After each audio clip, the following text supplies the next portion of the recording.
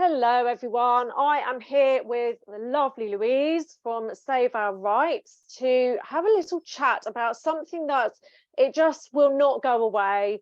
Digital IDs are back once again, and certainly standards will have seen the posts going around about the public consultation, the government consultation, which is what they were doing with the vaccine mandates. You'll probably remember from last time. And yeah, we're really just here to have a chat about what it means. Louise has created a brilliant guide on how to fill these damn things out, because they just seem to be designed to befuddle people and put you off doing them, but they are really important, aren't they? Yeah, absolutely. Because what they do is they take any silence as consent. So if you're silent on this matter at this point, they take that as your consent. And that's why it's important to do them. Now, as you say, they're really complicated and they make it really difficult. And I would say ultimately it would be a collective waste of our time for each and every individual to labor for hours over it, which is why I willingly labored for hours over it to create the guide so that everyone else can do it in between 5 and 20 minutes, depending on how much extra you want to write. But the important thing is it's always a numbers game. So it Yeah. is a numbers game. You know, it doesn't have to be the best written, it doesn't have to be the most insightful, just has to be done. Like, just has to be done. That is the main thing. And as long as, especially the tick box bits, as long as you get them the right way around. But like you say, it's until 2/3 of it, if you oppose digital IDs, you would strongly disagree with the questions posed. But then 2/3 of the way through, they switch the tone of the questions, so you have to start strongly agreeing. So that's why the guide is really helpful, to help you through it, so that you make sure you're ticking the right boxes. Because even I was confused. It took me quite some time to figure it all out, to create the guide. Yeah, I did actually wait. I started off and thought, oh my God, I'm just going to wait until Louise has done the guide, because, and I'm not too bad at filling those kinds of things out as well, but they absolutely do try and make it as complicated as possible. But we do see that, okay, it seems like we're not listened to at all, and what difference will it make? They're not going to take any notice. But actually it does have an impact on decisions that they make further down the line, doesn't it? Absolutely. You know, the NHS mandates got overturned because of the number of people, and they do pay attention to numbers. It does Yeah. matter to them, because if, say, in our wildest dreams, 1 million people filled this in and said no, they can extrapolate that out and know that there is, for every person that did fill it in and object, that there's at least 10 more. So therefore, if they push this through, they're going to have a riot on their hands. So Yeah. it would make them stop and think. However, if a couple of thousands do it, then no, it's not going to have enough of an impact. This is why it's so important to get it out as far as we can. And every single response does count and does matter. Because again, like I say, they take silence as consent. Yeah. And if we consent at this point, then they're just going to push it through. So we have to do this at every single point. And further than that, if we all do it and we're able to say that, I don't know, 500,000, 1 million people objected, and then they do push it through, we actually then have great ammunition to show to people. Say, actually, look how many people objected and they just ignored it and went ahead with it. Because ultimately, this whole democratic system is the problem. And that's a great method of being able to show that the democratic system doesn't work. So, Right. maybe it wouldn't change the digital ID, but it gives us more. If it doesn't, and we've all filled it in, then it gives us more ammunition to challenge the whole system as a whole. So it's never wasted. There's lots No. of benefits to doing it. So if there are any people out there who have been living under a rock and they're like, oh, digital IDs, why should I be worried about them? Why should we be worried about them? Yeah, well, I was genuinely shocked actually when I went on to the consultation, and they are blatantly putting it out there that not only do they want your name, your date of birth, your home address, which obviously implicates anybody you live with as well, Yeah. um, but they also want to add to that file your photos, your passport number, your driving license number, which therefore links to your car license number plate, and your transaction details. You know, it's literally on the government website that is what they are looking to consolidate into one place where they can freely share that. Now, that is hugely concerning because, you know, when we've got a rise in facial recognition cameras, them having our photos in one central database is problematic. You know, them having our driving license number and number plates. Again, we've got ANPR cameras. Yeah. Combine that with the transaction details, you know, that gives them unfettered access into everything we're doing in any given day at any moment, because they could, and there's nothing to stop that expanding into those areas. Yeah. Are they saying that they're going to use those photos for facial recognition cameras right now? No, of course they're not. But it gives them the power to do so, because at the moment, our photos are held in secure databases like with the Passport Office or with the DVLA, but no other government department can technically access those. So for them to be able to just have it all in one place that the government can access for any reason is terrifying, and they will use this because what their argument is that this is going to improve services and benefits that they can offer. But that means anybody who wants to access pension, universal credit, disability benefits, etc., will be forced to accept digital ID. And you know, this is why things like universal basic income, the notion in theory is great, but when you've got a government that will hold money to ransom and use it to coerce people, then it's not so great. And this is what we'll see here, is people will have their access to benefits cut if they do not consent to digital ID.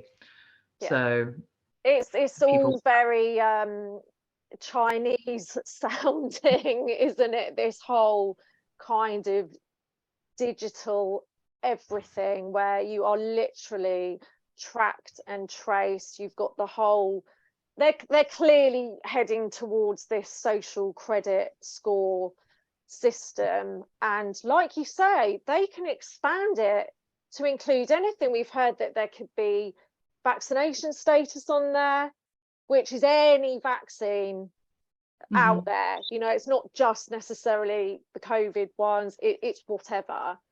I mean, the sky's the limit really as to where they could go with it, and it is massively concerning.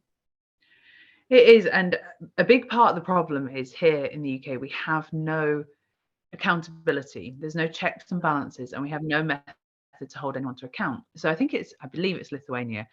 So over there, they have a digital ID. So they have one centralized place where everybody's data is. The only person that can access the whole set of data is the individual. So you could access all your data, I could access all my data.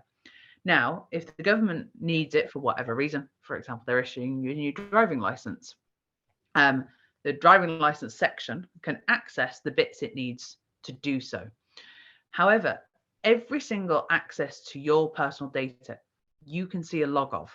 So you can see every time your data is accessed, what data was accessed and by whom and when. So there's checks and balances. And there was one person who was running for election, like a local election. And so therefore he was allowed to have access to certain details. And he decided he wanted to send a targeted leaflet out to everybody over 60. So he accessed everybody's date of birth to find out who was over 60. People complained and went, he didn't need to do that. He didn't have my permission to do that. I'm not happy with that. He went to jail for 5 years. Yeah, which is how it should be. Yeah, the man wasn't trying to do harm. He wasn't even doing anything But- nefarious. He was just trying to win an election. But it wasn't acceptable. And there was a check and a balance. And, you know, so the notion of having all your data in one place, not necessarily a bad thing for you or me, like, and, you know, makes it simple. If there's checks and balances in place that protect us, that is the key bit. And that is the exact bit that is missing here in the UK that we just don't have. The government they always do it under cloak and dagger, and there's secrecy, and there's no methods for accountability, and there's no mechanisms for us to complain or get things changed. And that is the key crux of the problem, not the actual notion of having my data in one place, because that actually would make logical sense. That's it's how it's used and how we're protected, and that's really missing. And, you know, I don't trust this government to use that data for anything good, and I don't have the ability to keep an eye on it or know what it's being used for or do anything about it. And therein lies the real problems. Yeah, 100%. So where can people access your guide to filling out the form, which, you know, again, these things aren't put out there, you know, there aren't billboards, so the whole population gets to see this really big deal that would massively impact their life. No, it's just, oh, we're just putting out this little consultation, and you know, they hope as few people as possible see it, but that's obviously like what we just shout it out from the rooftops as soon as we hear of these things. So it's actually the beginning of March, isn't it, that it closes? Yeah, so this one is being run very short. So there's another consultation on central bank digital currency, which I will put a guide out for. But that's just gone out now, and that's got a 6-month lead time. That's not finishing till June, so we've got plenty of time for that. So no rush on that. I will put a guide out for that as well, because it's equally as difficult. But this one has been rushed through, and it's going through quick, and they want it through quick, and they're going to then bring it through as fast as they can. So we've got to get moving. So yeah, you've got until the 1st of March to not only do it, but to share it as far and wide as you possibly can, because it's not a controversial subject, you know, with the general public. Like, I could talk to pretty much anybody on my street. I could even send it to the school group chats. I could send it to my street group chat, which is usually about recycling. You know, it's a thrilling group chat, that one. You know, there's nobody that would go, I can't believe you said that. I can't believe you don't want this government to have all your data. It's just not going to happen. So you send it wherever you can. Send it into every group chat you're in, whether they're usually active in our movement or not. It's not a controversial subject. It can go really far, and that's what we have to do. So you can find there's posts on every social media site. So Telegram, Facebook, Twitter and Instagram under Save Our Rights UK. And that's got the link to the web address and on there. And we'll post it obviously here as well. And there's a guide. So what you do is you scroll down, and there's a guide, and you kind of go across. You have to go step by step across, and that takes you screenshot by screenshot through the consultation. It's got a link to the consultation. And then what we've also done underneath that is there is a form that you can choose to fill in as well if you want to, which will send an email response. This is a pre-written email response to the consultation email address. Now, technically, that should be counted as well, but obviously they're going to get a volume of lots that are the same. So the actual doing the consultation is great because it'll keep each one unique, because everyone will add their own bits. So that's always a good thing. But then, not with sending it into the consultation email address, one, it just creates more volume for them, but two, it also sends a copy to your local MP. So we start getting it in the MP's minds already that we are already opposed to this. So if it gets through the consultation process and gets to Parliament, then the MPs already know we don't like it, and for very good reasons, because the template email is very well measured and written, and it also complains about the lack of accessibility in terms of the consultation. So so I'd recommend you do both. Do the Mm, online consultation and send the email. The email's really quick and easy to do. You just put your name and postcode and email address in, and it'll find your local MP and send that off. excellent. And then so it's definitely worth doing, and it doesn't have to take long, and it's worth sharing as far and wide as you can. Yeah, absolutely. It's always worth showing our opposition. We have to, whether we feel like we're really being listened to or not. We are actually. It all makes a big impact on their plans when they really do see how opposed people are to these things. Of course, it's going to influence their moves further on, and also it gives us a sense of our own power in this, our own sense of controlling our lives and our futures. So thanks so much for doing it, because honestly, without people like you know, able to actually understand and walk through these minefields of information that, you know, to most of us it's just gobbledygook. So yeah, very, very much appreciated indeed. So people say, you know, you've got a good 2 weeks to get those filled out and sent off. And yeah, like we were saying, it really had a major impact on the vaccine mandates, public consultation. So it's 100% worth doing. Yeah, it absolutely is. And it's all these actions add up. And also it's a great action for brand new people. So if you've got people, like I say, that have never been part of this movement before, it's a great action to get them initially involved, because people aren't going to jump straight to coming to a protest necessarily. And some people can't. Some people are disabled. Some people have young children. Some people don't have enough money to get to a protest. This is an action everybody can do who's got internet access, and it gets new people into the movement. And that's the other thing that we always have to be considering is, you know, our movement is great and it's big, but we need bigger. Ultimately, to create change, we need bigger. And this is a great one to get brand new people in, taking action. And then as soon as somebody's taken an action, they have a buy-in. They've got an invested, they're invested then. So then if the government do go through with it, they're going to be even more annoyed because actually they said no. You know, so there's one thing, like if you hadn't said no, and so down the street hadn't said no, and then Digital I.D. came in, they'd be annoyed. But actually, if they've put the effort in and said no, and then it comes in, they're going to be even more galvanized to do something more, come to a protest, take those further actions, because they're like, wait a minute. So there's so many benefits for not only doing it yourself, but sharing it with brand new people, because it's always a numbers game and we need even bigger numbers. We've done great things with the numbers that we've got, but we can always do more. Yeah, absolutely. Yep. So get that spread absolutely everywhere you can and get it filled out. And yeah, we'll see how that pans out. And then we'll be acting accordingly, won't we? Absolutely. I should imagine if they carry on with it, we will have an event in London to make a stand. Obviously, we're in Oxford this weekend, so and they all kind of link in, don't they? So obviously the Oxford protest, which again all the standers will be very well aware of, is concerned with the 15-minute cities. And again, it's the cameras, the digitalization for everything, the complete restriction of movement. Of course, it's all wrapped up in a nice little package with a bow on top, as if it's this wonderful thing to benefit everyone. And of course, we know different.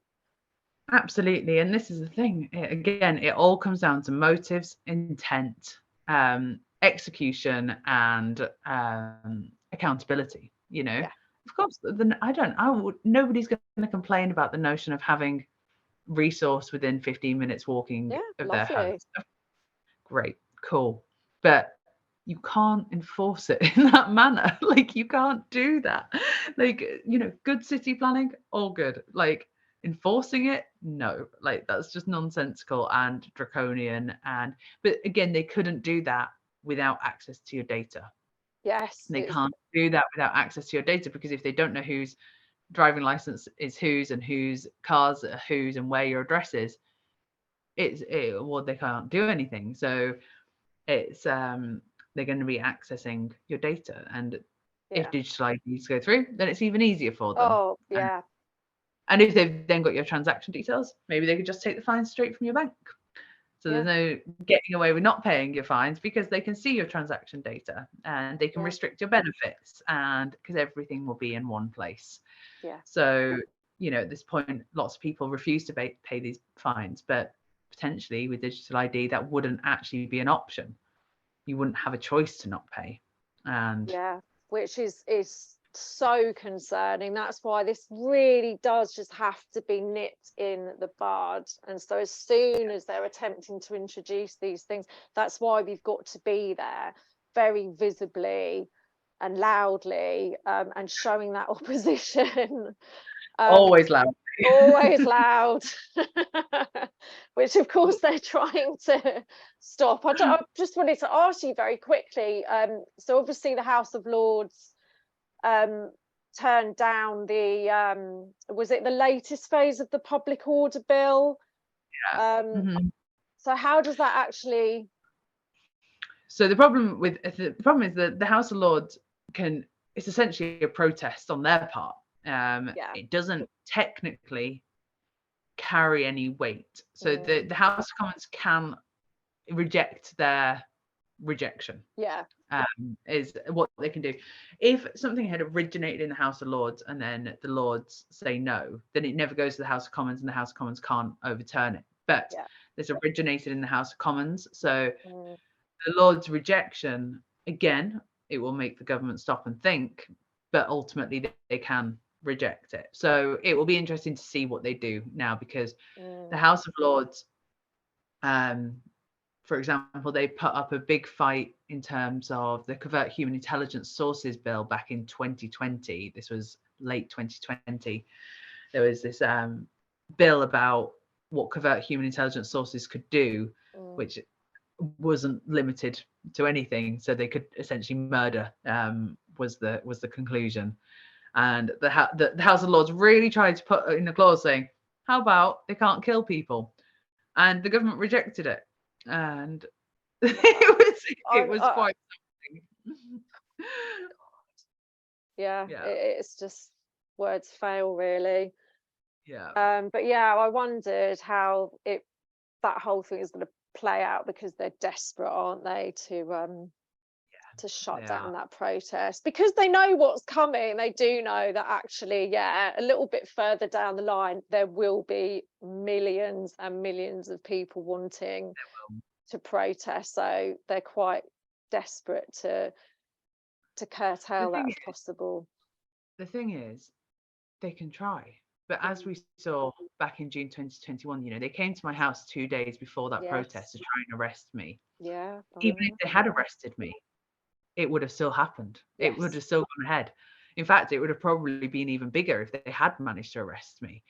And we've got a police force of 125,000 officers, a maximum of 99,000 on duty at any one time. And that's separated out within the country. So it doesn't really matter what kind of laws they try and bring in if we've got the numbers. As we saw in June, they didn't try and arrest me on that day, because that would have been madness, because there's too many people there. And they knew they had no power to stop that protest. And that's exactly it.